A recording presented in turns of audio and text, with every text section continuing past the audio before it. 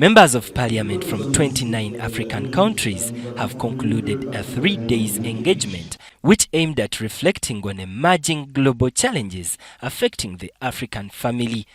This conference is sending a clear and unified message that Africa will no longer accept conditional partnerships that erode our identity, our values, and autonomy.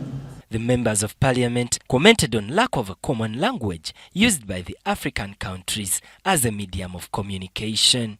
Equally, they cannot communicate with me properly because they cannot understand my borrowed English language. I cannot equally understand their borrowed French language. We must have a language of our own that will accelerate sovereignty. The Charter shall be drawn up in 4 original texts in the Arabic, English, French, and Portuguese languages. If we cannot take ourselves seriously enough to put ourselves at the front of the queue, we have no reason to complain as to why someone else is not taking us seriously. The discussion focused on how best African countries can mark reforms in the education system.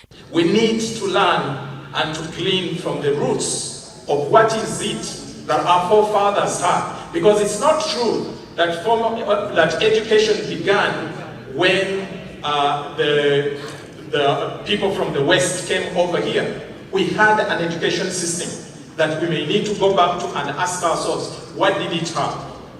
Then we are selling out our children, we are selling out our mothers, we are selling out our families. The people of the African nation have no one that are really speaking for themselves. And what do? We go back and we continue with the same systems that are defeating us. And I am calling on not only the legislators, but equally civil society. During the engagement, the Deputy Speaker, Thomas Tayebwa, called for a multi-stakeholder approach from the African countries towards safeguarding Africa's natural resources from exploitation by Western countries. And I want to warn countries, any country that is expecting benefit from minerals depending on the realities, that country will never make money. You must invest and have a stake within the minerals. It's the business of giving 100% contract to a foreign company and then you expect them to pay you some royalties. Please, you are working for those countries.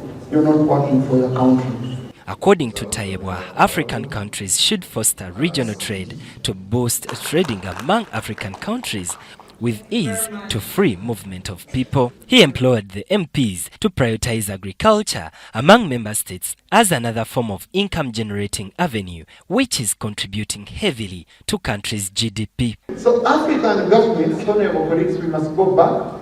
We put more money in irrigation. We put more money in post-harvest handling. We put more money in value addition of our products, agricultural products. Saro Pendi, the chairperson African Interparliamentary Conference, presents a zero draft of the African Charter that shows commitment to preserve African values, family, and sovereignty.